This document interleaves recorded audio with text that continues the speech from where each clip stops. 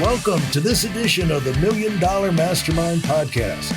This is where we pick the brains of high achievers from all walks of life and get their hard-earned, real-world insights on winning. I'm your host, Larry Weidel. I'm talking today with Ari Meisel. Hello, Ari. Hello, Larry. Princeton, New Jersey. Family of four, has done all kinds of things. I mean, he's, if you ever wondered about doing a TED Talk, he's done that. He's appeared keynote guest speaker at leadership summits. He's been featured in magazines. His number of programs. He's got his own, online programs. Is that right? Workshops, Ari? Both online and then in person. Yeah. And so he is the founder of Less Doing, and we're going to get into that. But the interesting thing is he's done, he's been out there. He's got the mileage. He's got 500 episodes on his own podcast and decided to wrap that up. So he's got that experience and those contacts behind him. And with four young kids, he decided, I need to take a look at my priorities, and these kids need to see their dad. And so he reorganized himself successfully, and he's going to explain how he's working 20 minutes a day. Even Tim Ferriss would be jealous of that.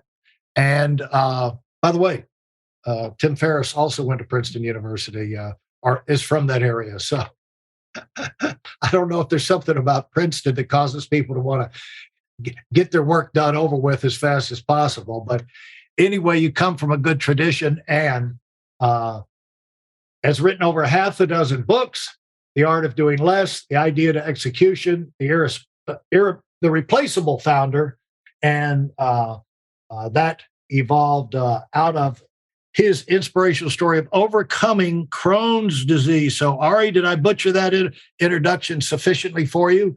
Or is there some semblance of setting you up for success in that intro? It definitely opened up some discussion points for sure. Yeah, I'm all about setting people up for success who have success to talk about. And so, starting off, let's talk about how and when did you get Crohn's disease, and how devastating or how much of an impact did that make on you? A very big impact. That was the beginning of all of this in some ways. I was working in construction and real estate development and just living a very unhealthy, very stressful life. And when I was 23, I got diagnosed with Crohn's. And basically, long story short, is that I went from working like 18 hours a day to working an hour a day if I was lucky. And I was pretty sick for a couple of years. And then I started to turn things around, and I was able to overcome the illness. And a big part of that, sorry? No, that was just, that was a sniff. Oh, okay. And a big part of that was figuring out how to manage stress and still get things done and not feel overwhelmed. And that 1 hour a day became like my mantra. What would you do if you could only work an hour a day? It's a really powerful question if you frame it the right way. So at that point in time, what got you up to that point? Just getting that, normal growing up, going to school, maybe playing sports, working different things. What area of construction were you in? Pretty much all of them. I think my best trade was probably masonry, but I pretty much did everything. What happened was, before that, I grew up in New York City. My father is an art dealer. My mother was an artist and a real estate broker.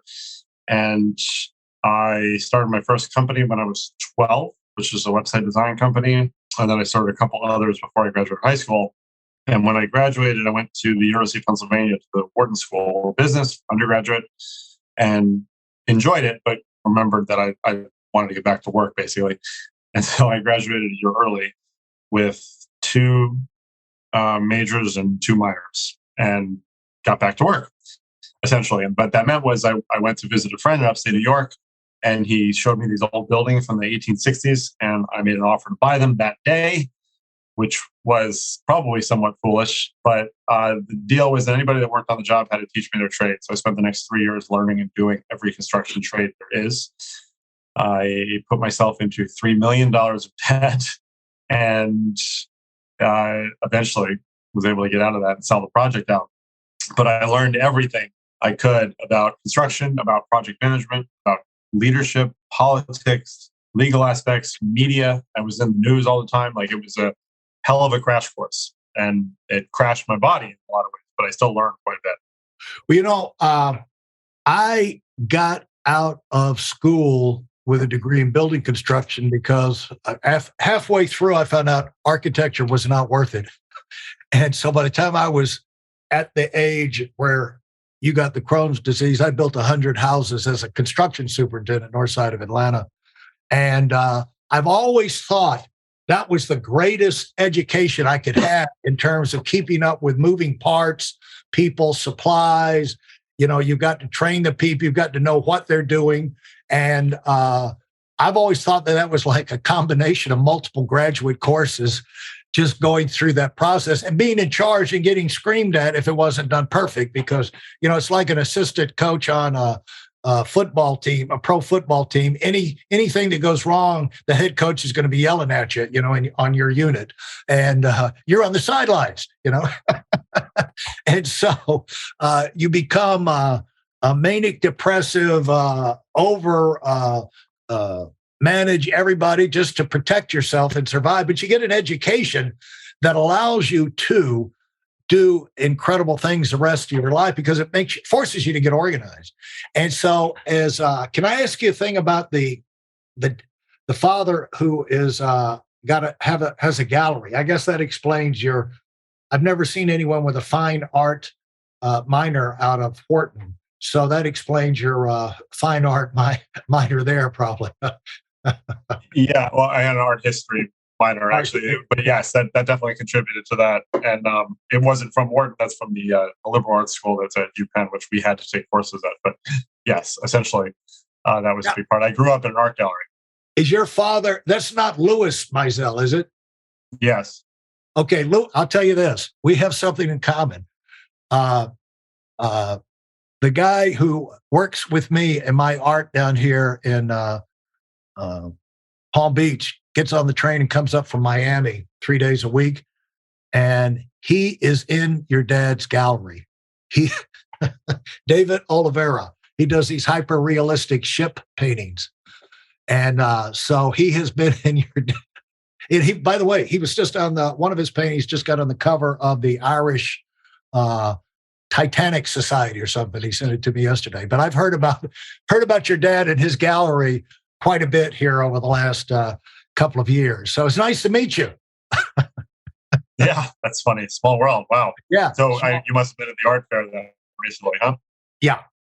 Scope down at the tent down there. And so anyway, so we've got some tie-ins together from the construction to the art to the your father and that world. But talk about why didn't you go into art? Why didn't you go in the gallery business? Yeah. But why didn't you? Why was that not appealing to you? Oh, sorry, that broke up. I don't know. It's a tricky question. So when I was younger, it didn't really appeal to me because it was a very slow business, I feel like, in some ways. It was like very big deals every other month kind of a thing. And so like that aspect of it wasn't like exciting, I guess, or interesting enough. But the other thing is that, as I'm sure you're well aware, like so much of the art business now is just online with people, seeing something, buying something. Right? So having like an actual gallery space feels less relevant to me than it did, right back then. So if I were to get into the business, I would probably do it that way. And my dad still likes to have his gallery in Soho, and they're also it's I don't know, it just wasn't. I mean, at some point, I'm going to own the gallery, so we'll see. Oh, okay. Well, we'll have to get together down the road. But the thing is that Crohn's disease. How did Crohn's disease? What are the effects that, in terms of the impact it makes on you? in terms of shutting you down. What I did, Ari, I was going along great, and 12 hours a day of playing golf and cycling and boating and this and that and the other, and then cycling after golf one day in the middle of Palm Beach. I hit a curb that they'd put up, it was coming in the end of the night, and you couldn't see it. And that was the end of me for about the last 15 years, pretty much, in terms of shutting me down. And that's most of what I'm doing now today as a result of that. But I found out I could reach out if you're talking to people on the phone, the Twitter, Facebook, blog posts. That's where I got into writing the books and weekly conference calls, things like that. So you can keep your voice out there but it forces you to be creative. And with you did a lot of things that you wouldn't have had time for if you're in construction. So talk about how that impacted you. That with me, I had no energy. I couldn't get off the couch, for a long period of time. It was a long multi-year thing of going to about 20, 30, 40 different medical specialists to get somebody who had a clue of who could get me through the next step, And so today I'm not too far away, but it's tough when you go from being in charge, in construction, around go people, go responsibilities, to where you're shut down. How did it shut you down, and how fast was it? It's not similar to a traumatic accident, but basically it just killed all my energy. So it happened pretty quick. And the thing is that in a lot of ways, I was put on a lot of medicine, which in the long run definitely helped in that period. But in the short term, made it a lot worse. I mean, there was just one of the drugs I was taking was a leukemia drug. Like, it was just really hard on my body. And so I went from, like I said, working really hard to basically it was the same thing. Like, I could barely get off the couch. You can't absorb food properly, for one thing, when you have Crohn's. Some people get obstructive symptoms, which is what I had, which is basically like food gets stuck and then it's extremely painful. So I couldn't sleep well. I couldn't move very well. And also just psychologically, it's just a total beatdown, that motivation wasn't there. And so you're having to offload all of these responsibilities while you're dealing, figuring out how to deal with this thing. And the other thing, Ari, is like, you don't know how long it's going to take. It's just like you're heading on this new adventure, and land is not in sight in any direction. And so you're having to set things up. At this point, are you married? Do you have kids? Do you have the personal responsibilities like that, or are you still a single guy? So it's interesting, actually. My wife, we started dating about a month before I got diagnosed. Oh, okay. So not great timing. Not great timing. So, but by the time we had kids, I had been healthy for a few years. So, because Crohn's is considered an incurable disease, and after 3 years of misery, I was able to overcome it. I got off my meds after about 6 months, and just had a colonoscopy about 3 months ago, and there was no signs of it at all in my body. So they always like to remind me, it's not curable. So even if you feel okay, you still might have it, but there's no signs of it. So it's good. Yeah, congratulations on coming back from that. And what do you attribute that to, that comeback and overcoming what they said is an incurable thing? Data, to some extent. I mean, it was really my sort of introduction to biohacking. And that was really where I got to start in the sort of like public sphere. My TED talk and all that, or TEDx talk, was all about biohacking. So I had all this data from all the blood testing, all the different tests I've been doing, and I wasn't really doing anything with it. So I started to try to identify correlations and experiment on myself. And the truth, one of the biggest things I'd say is probably this sort of locus of control that you start to feel when you stop being a passenger in your health journey and take over again. And I just started experimenting with different diets, different supplements, exercise modalities, and I started to get better and better and better. And it kept going. And so, explain biohacking to people who are not familiar with the term.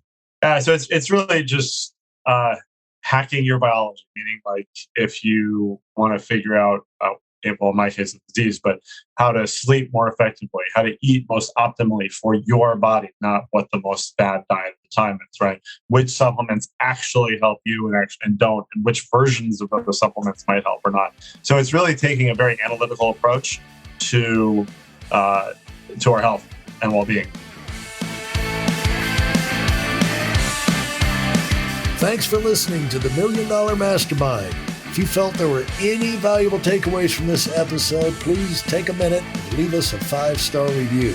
Your feedback is important and really helps us get the word out to a wider audience.